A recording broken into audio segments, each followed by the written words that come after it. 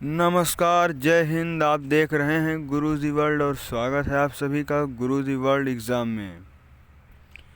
आज हम बात करने वाले हैं 9 अप्रैल 2022 से डेट करंट अफेयर्स के सभी क्वेश्चन आंसर्स के बारे में। तो सभी भाइयों बहनों से अनुरोध है कि वीडियो को लास्ट तक देखते रहें। सबसे पहले सिलेक्शन के लिए तो साथियों, बिना देरी किए आपका पहला प्रश्न आपकी स्क्रीन पर आ चुका है। तो चलिए उसको पढ़ते हैं। UNHRC से किस देश को निकाला गया है? तो अभी आपको पता हो कि रूस और यूक्रेन का युद्ध चल रहा है, तो UNHRC से यानी कि रूस को निकाल दिया गया है। तो इसके बारे में जानते हैं। UNHRC से रूस सस्पेंड वोटिंग में शामिल नहीं हुआ है भारत। बड़ी बात है दोस्तों, क्योंकि आपको पता है भारत और रूस के जो रिश्ते हैं वो बहुत अच्छे हैं और भारत ने रूस के ख़िलाफ़ वोटिंग भी पिछली बार भी नहीं की और इस बार भी उसने वोटिंग नहीं की है। प्रस्ताव के पक्ष में पड़े 93 वोट। रूस को संयुक्त राष्ट्र मानवाधिकार परिषद से हटा दिया गया है। रूस को हटाने संबंधी प्रस्ताव पर वोटिंग में भारत ने हिस्सा नहीं लिया। प्रस्ताव के पक्ष में 93 देशों ने वोट दिया है। भारत समेत 58 देश वोटिंग में शामिल नहीं हुए। 24 देशों ने रूस का साथ दिया है। तो ये भी इम्पॉर्टेंट है।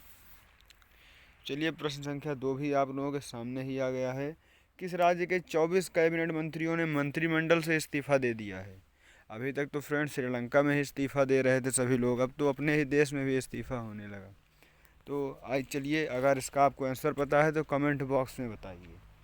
इसका जो राइट आंसर जाएगा वो ऑप्शन नंबर ए के साथ चला जाने वाला है, आंध्र प्रदेश। आंध्र प्रदेश के 24 कैबिनेट मंत्रियों ने मंत्रिमंडल से इस्तीफा दे दिया है, क्योंकि वहां पर नया मंत्रिमंडल के नए कैबिनेट मंत्री बनने वाले हैं।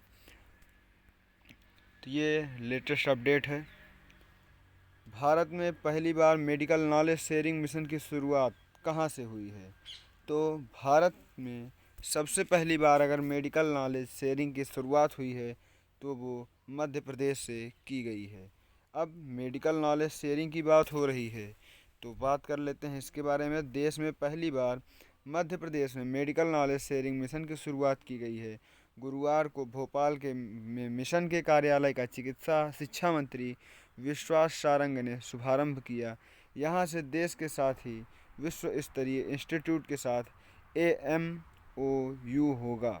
अब इसमें क्या होगा, ये जो मेडिकल नॉलेज शेयरिंग की गई है इसके अंतर्गत क्या क्या होंगे, तो इसमें जो होगा वह गंभीर बीमारियों में विशेषज्ञों से राय ली जाएगी।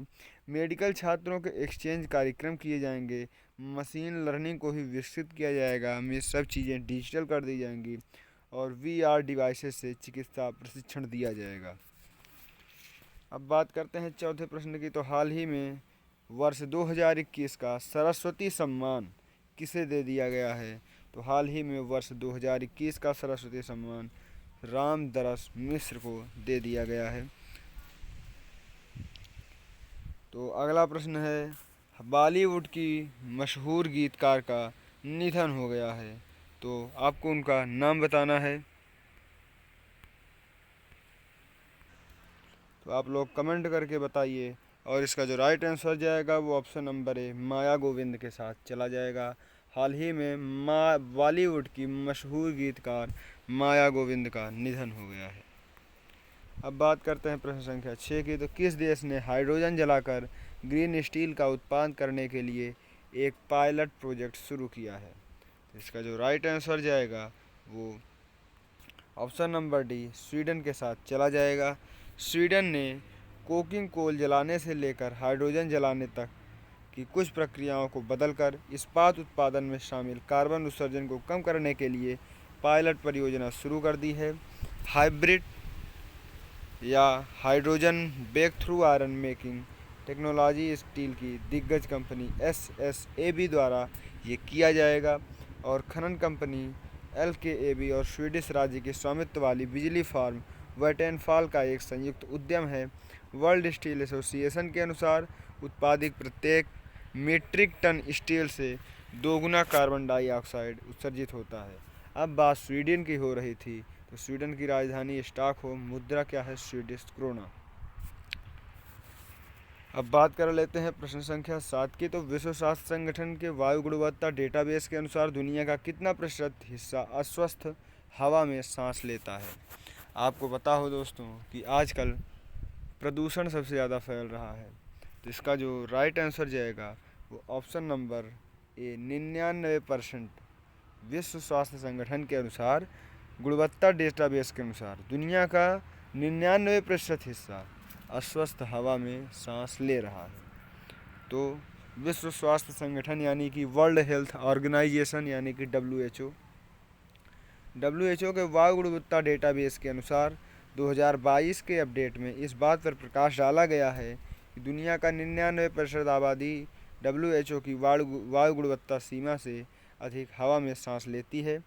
अद्यतन नाइट्रोजन डाइऑक्साइड NO की वार्षिक औसत सांद्रता की ज़मीनी माप को भी प्रस्तुत करता है, जो एक सामान्य शहरी प्रदूषक है। अभी तक 117 देशों के 6000 से अधिक शहर वायु गुणवत्ता की निगरानी कर रहे हैं।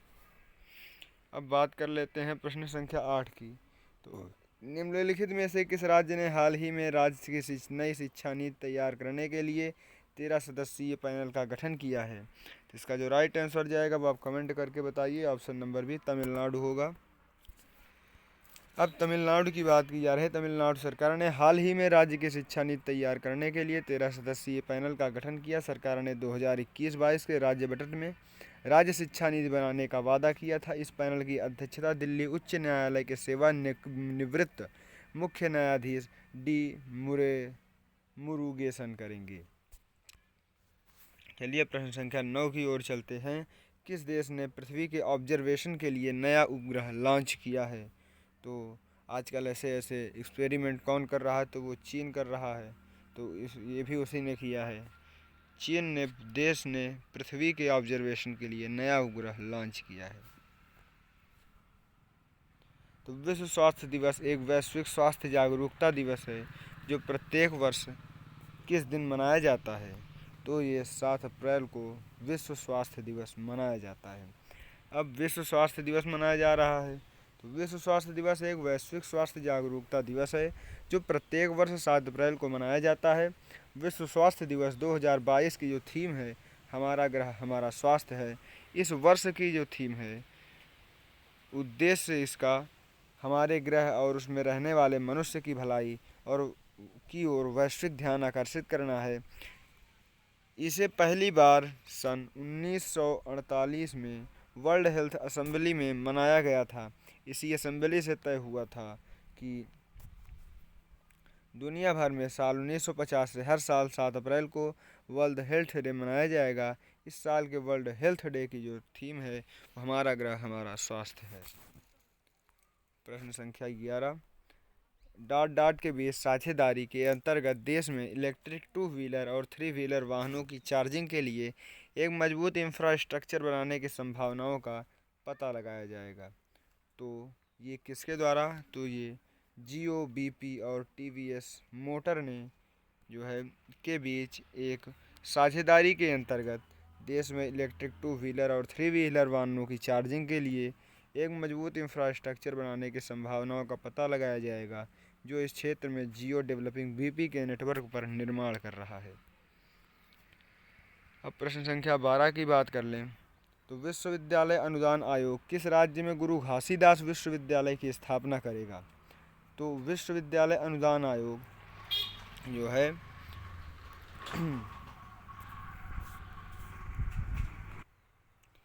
ये छत्तीसगढ़ में गुरु घासीदास विश्वविद्यालय की स्थापना करेगा। अब ओम विश्वविद्यालय, ओम तो यहाँ पर वैसे ही लगा दिया गया है ओम विश्वविद्यालय अनुदान आयोग दिल्ली विश्वविद्यालय में भीमा भोई कुर्सियों और छत्तीसगढ़ के बिलासपुर में गुरु घासीदास विश्वविद्यालय की स्थापना करेगा। ओडिशा के संत कवि भीम भोई के जैन जीवन दर्शन पर व्यापक शोध करने के लिए UGC के केंद्रीय शिक्षा मंत्री धर्मेंद्र प्रधान के सुझाव के बाद यह निर्णय लिया गया है। हमारे वर्तमान शिक्षा मंत्री कौन है? तो धर्मेंद्र प्रधान है। तो यार 9 अप्रैल की बेसिक करंट अफेयर्स की न्यू वीडियो लेक्चर में आज के लिए बस इतना ही। मिलते हैं नेक्स्ट वीडियो में। कल के लिए अपना ध्यान रखिए। और अगर चैनल को सब्सक्राइब नहीं किया है तो डेली अपडेट्स के लिए सब्सक्राइब कर लीजिए, बेल आइकन को प्रेस कर दीजिए। वीडियो अच्छी लगे तो वीडियो को लाइक कर दीजिए, चैनल को सब्सक्राइब कर दीजिए और अपने दोस्तों के साथ शेयर कर दीजिए, क्योंकि आपको डेली अपडेट्स मिलेंगी। तो मिलते हैं नेक्स्ट वीडियो में, तब तक के लिए जय हिंद, जय भारत, धन्यवाद।